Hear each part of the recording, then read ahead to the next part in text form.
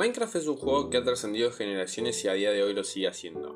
Lo juegan y lo han jugado personas que tienen entre 10 y 20 años, 20 y 30 años e incluso gente de más 40 o 50. A pesar de que hubo unos años en el que el Minecraft se vio opacado por otros juegos popularmente conocidos en el ambiente, particularmente los Battle Royale como Fortnite, después de la pandemia volvió a ser jugado por un montón de gente que lo había abandonado prácticamente. Yo soy una de esas personas, de hecho a día de hoy lo sigo jugando. Cuando mucha gente volvió a jugarlo después de años, se encontró con un Minecraft absolutamente nuevo, plagado de objetos, mobs, criaturas, jefes, armas, armaduras y edificios que antiguamente no existían como tal. A ver, es obvio que iba a pasar esto. De hecho, a Microsoft se le criticaba mucho ya que no hacía actualizaciones de gran envergadura. Entonces uno cuando entraba después de mucho tiempo se encontraba gratamente sorprendido. Igual podrían haber agregado otras cosas, pero estaba bien hasta ese punto. El tema era que el Minecraft solo como tal no había cambiado. Existía otro actor mucho más importante que el mismo juego que también había cambiado. Ese actor es uno mismo. Cuando aquellas personas que jugaron al Minecraft con 10, 12 años, un poco más, y que después lo volvieron a agarrar entrados sus 18 o 20 años, se sentía completamente diferente. No era lo mismo. Esto no es nada nuevo, te habrá pasado vos, le habrá pasado otro, e incluso me pasó a mí mismo, y a día de hoy a veces me sigue pasando. Entrar al Minecraft, jugar un rato, aburrirte y no saber qué más hacer, cuando antes podías pasar horas o días jugando. Uno gracias a esto se clavó una partida en survival o creativo con el afán de conseguir un entretenimiento que no llegaba. Ni siquiera se solucionaba muchas veces jugando con uno o varios amigos, y no era que el problema era el juego, porque de hecho agregaron mucho más contenido interesante. Tampoco el problema era uno mismo, el problema era que habíamos cambiado, y lo que antes nos entretenía, hoy ya no tanto. Y esto no es algo que solamente pase con el Minecraft. El Minecraft es solo el ejemplo más claro que puedo utilizar porque esto es algo que ocurre en todos los ámbitos de la vida. Cuando pasas por tu antiguo colegio, cuando recorres una calle que hace tiempo no recorrías, o cuando volvés a un club donde entrenabas desde chico. Aquellos que hicieron deporte, ¿no? Todo está en el mismo lugar. Muy pocas cosas cambiaron y sin embargo no se siente igual. Lo que antaño te producía diversión, placer, encuentros con otras personas o simplemente pasarla bien, hoy es un mero recuerdo lejano de algo que nunca más se va a volver a repetir. Uno de hecho intenta volver a esos lugares para sentir justamente esa diversión, pero no se consigue. Entonces ahí afloran las memorias y un sentimiento muy fuerte que hoy en día se ve que es una pandemia global: la nostalgia.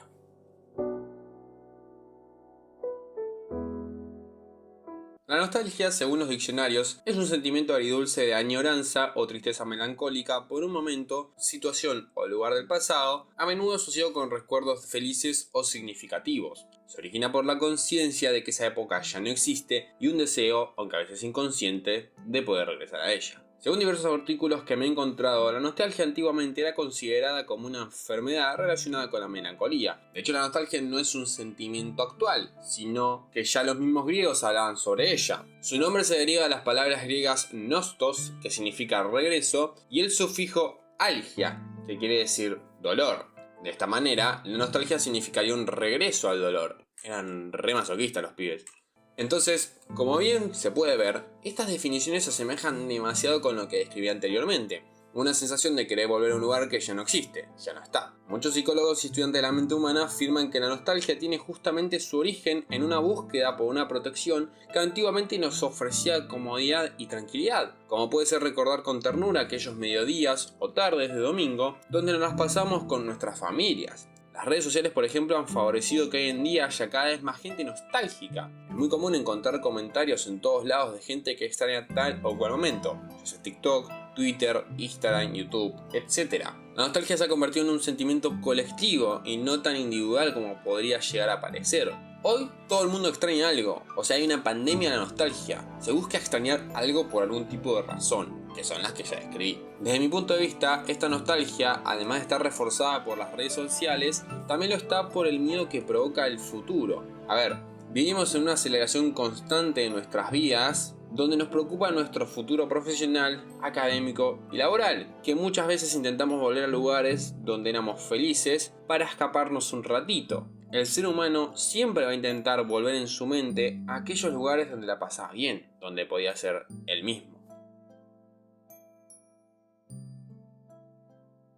A veces cuando estoy al pedo, mayormente siempre, tengo una actividad favorita que es la de entrar a Google Maps y poner el muñequito amarillo a recorrer las calles de diversas ciudades del mundo. Esta prácticamente tiene bastante, ya que Google, para el que no sepa, ofrece la opción de volver atrás en el tiempo y ver cómo van cambiando los lugares según la fecha en que ha sido tomada la fotografía.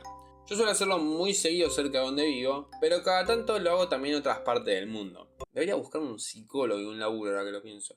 Esto me provoca cada vez que paso por calles y retrocedo en el tiempo y luego vuelvo a la foto más actual, una sensación terrible de nostalgia, porque ese lugar, cerca de donde yo vivo, lo transcurrí cuando era chico. Tuve miles de experiencias, conocí personas y verlo en una fecha random, que no sea necesariamente un momento especial, me es nostálgico. En esas mismas fotos que veo en Google, muchas veces también pienso en las personas que pasaban por ese lugar y me pregunto, ¿seguirán vivos? ¿Qué fue de ellos? ¿Qué estaban haciendo en ese momento? ¿Entrarán a Google como yo o serán personas normales? Incluso me he topado en la puerta de donde yo vivo, no voy a autodoxiarme claramente, a mi abuela barriendo la vereda al frente de la casa. Es una imagen de un día cotidiano suyo, limpiando un poco el jardín delantero, pero el problema es que mi abuela ya no está más en este mundo. Y aún así esa imagen simple, de más de 10 años, me encanta, porque la veo ahí, detenida en el tiempo, haciendo lo suyo. Peor es aún cuando hay cambios muy fuertes entre una fecha y otra, como por ejemplo que se tienen casas para construir edificios. Ayer de hecho estaba viendo una película llamada Lady Bird. Quédense con el nombre porque ahora en un rato voy a volver a ella. La película transcurre en el año 2003 en la ciudad de Sacramento, California. Y como tengo esa manía de entrar a Google, me puse a chusmear partes de la ciudad misma, hasta que me topé con esta imagen.